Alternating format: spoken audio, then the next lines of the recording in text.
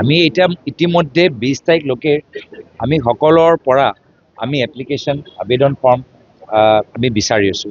এতিয়া বহুতখিনি ইতিমধ্যে দিছে, বহুতখিনি বিহু পিছতো দিবগৈ। তো তাৰ পিছত আমি বহিম। কিন্তু এটা কথা ঠিক যে প্ৰথমে আলোচনা যেতিয়া বিভিন্ন দলৰ মাজত হয়, তেতিয়া প্ৰথমে কয় যে কৰিম নে নকৰিম। কৰিম, সিদ্ধান্ত হ'ল। দ্বিতীয় সিদ্ধান্তটো হ'ল যে আসন কিমান বেলেগ বেলেগ দল কিমানে ওপৰত প্ৰতিদ্বন্দ্বিতা কৰিব। কংগ্ৰেছ দলৰ স্থিতিটো স্পষ্ট যে আমি 100 আসনৰ ওপৰত আমি প্ৰতিদ্বন্দ্বিতা কৰিম। এতিয়া বেলেগ দলৰ লগত আলোচনা হ'ব যে কোন কিমান আসনৰ ওপৰত প্ৰতিদ্বন্দ্বিতা কৰিব।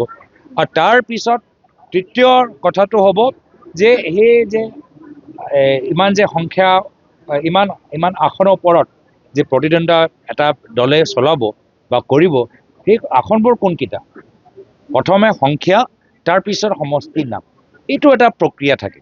আৰু আপোনালোকে ভালদৰে জানে যে আজি বেলেগ দলতনো কি হৈছে, অগপ দলত ঠিক হ'ল নেকি? আজি অগপ দলৰ মাজতে তেওঁলোকে ঠিক হোৱা নাই যে তেওঁলোকৰ বিধায়ক খেলিব নে ফ্ৰেণ্ডলি হ'ব নে বিধায়কৰ টিকেট যাব, হয় নে নহয়?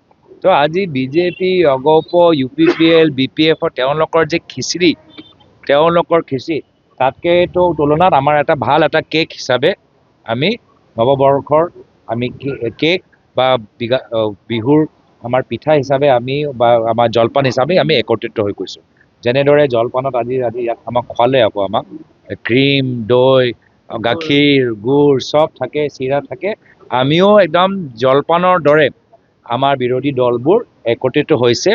আৰু তেওঁলোকৰ সেই যে মানে দৰৱ, যি দৰৱত বিভিন্ন মানে ফৰ্মুলাবোৰ থাকে, কেমিকেলবোৰ থাকে, কিন্তু কাম যে নকৰে, বা এটা বেয়া খিচিৰি, যে খিচিৰি খালে যে পেট বেয়া হয়, তেনেদৰে তেওঁলোকে আজি হ'বলৈ গৈ আছে।